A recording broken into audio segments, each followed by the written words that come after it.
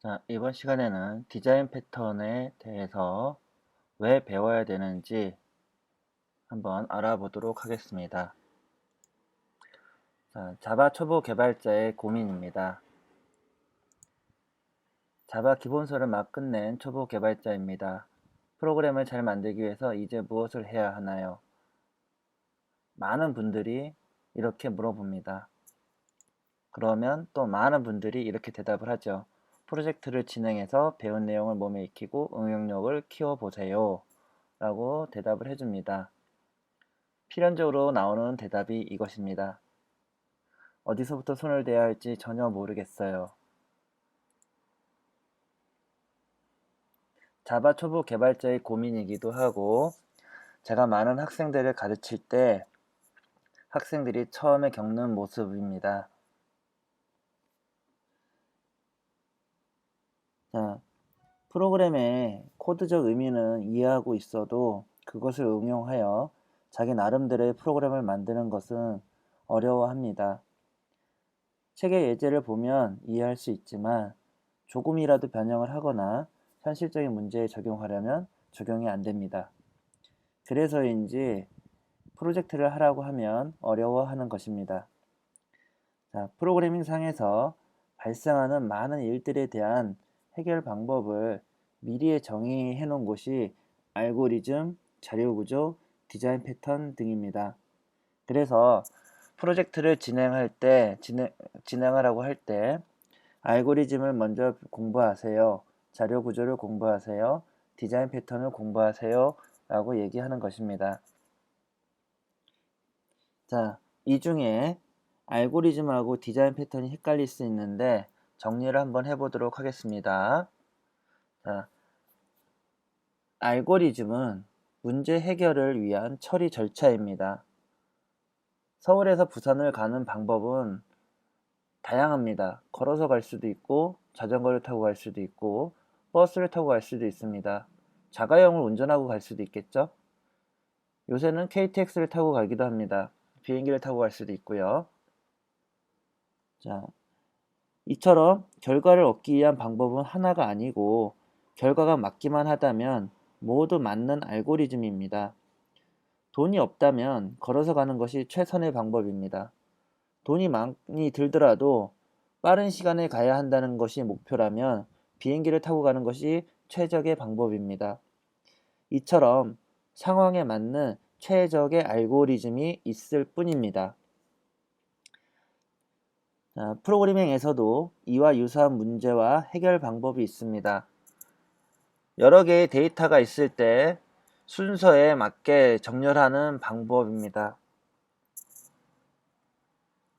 자, 단순 정렬하는 방법이 있고 버블 정렬하는 방법이 있고 삽입 정렬하는 방법이 있고 쉘 정렬이 있고 퀵 정렬이 있습니다. 도대체 이 많은 정렬 방법이 있는 이유가 무엇일까요? 상황에 맞는 최적의 방법을 선택해서 사용하라는 의미입니다. 자, 이처럼 프로그래밍에서도 상황에 맞는 최적의 방법을 선택하여 사용합니다.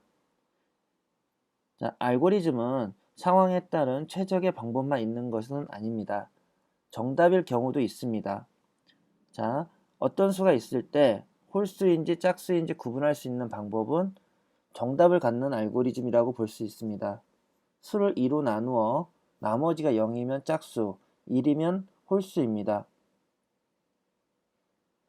이건 여러 가지 방법이 있는 것이 아니고 방법이 하나밖에 없기 때문에 최적의 방법이 아니고 정답인 방법입니다.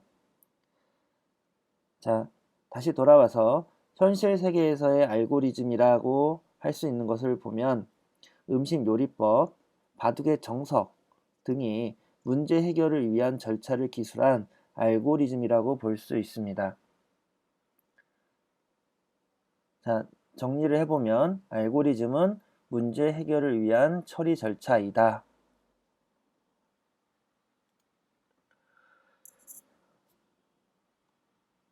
자, 이번에는 디자인 패턴에 대해서 알아보도록 하겠습니다.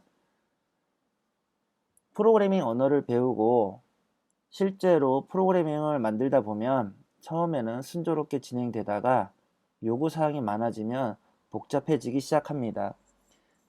이때 효율적인 프로그래밍을 하고 있다고 판단하는 기준은 중복된 코드가 없다, 변경된 요구사항을 순조롭게 받아들일 수 있어야 한다 입니다. 예를 들어 보도록 하겠습니다.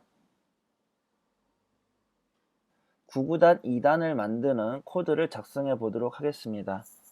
방법 1과 방법 2가 화면에 보이는데 방법 1은 단순하게 9번 출력을 했습니다. 방법 2는 for 루프문을 이용해서 그 i의 값을 증가시키면서 그 출력을 하는 코드를 작성했습니다. 자, 이때 이 두 개의 코드의 가치를 갖다가 비교해 보면 어떤 게 좋다라고 생각하십니까? 단지 9구단 2단만 만든다고 하면 방법 1이 더 명확하고 쉬울 수 있습니다. 누가 봐도 한눈에 알 수 있으니까요. 자, 이 코드는 나중에 다른 사람이 봐도 이해하기가 쉽습니다. 방법 2는 한번 생각해 봐야 되는 거죠. 자, 그러면 방법 1이 좋은 코드냐? 9구단 2단만 만들 때는 이렇습니다. 근데 상황이 바뀌어서 새로운 요구사항이 생겼습니다. 자, 3단을 만들어야 될 경우 방법 1은 고쳐야 될 게 많습니다. 앞에 2라고 되어 있는 부분을 전부 다 3으로 다 바꿔줘야 되죠. 방법 2에서는 이 부분만 3으로 하나만 바꿔주면 됩니다. 요구사항이 변한 거에 따라서 방법 2가 조금 더 좋은 코드라는 생각이 들게 됩니다. 초보자가 이해할 때는 방법 1이 좀 편했지만 나중에 변하는 상황에 유연하게 대처할 수 있는 코드는 방법 2라는 것이죠. 자, 여기서 9까지가 아니고 999까지 곱하라고 한다 보면 방법 1은 엄청난 하드 코딩을 하게 됩니다. 방법 2는 간단하게 이 부분의 숫자만 바꿔주면 되는 것이죠. 자, 하드 코딩이 일어날 경우에 실수할 여지가 많이 생기고요. 오타 같은 경우. 그 다음에 소스의 양도 엄청나게 많아집니다. 하지만 이 포문에서는 n의 값과 i의 값만 바꾸면 쉽게 요구사항에 대응할 수 있습니다.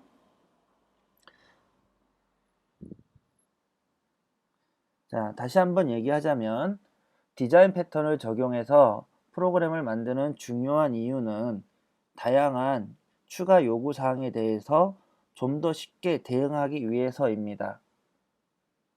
즉, 쉽게 코드를 수정할 수 있게 하기 위해서입니다.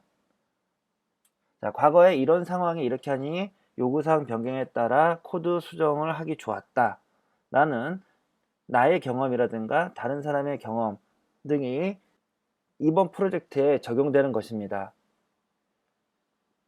이렇게 본다면 디자인 패턴도 같은 상황에 하나의 패턴만이 정답은 아닙니다.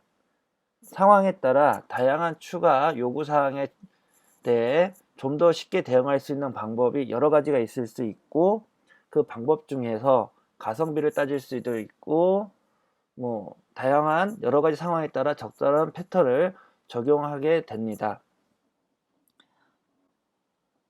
여기서 디자인 패턴이 만능은 아닙니다.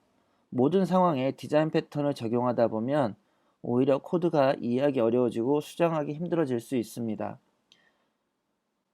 파리를 잡을 때 파리채를 쓰는 게 기관총이나 수류탄을 쓰는 것보다 더 나은 것과 마찬가지입니다. 디자인 패턴의 종류는 다양합니다.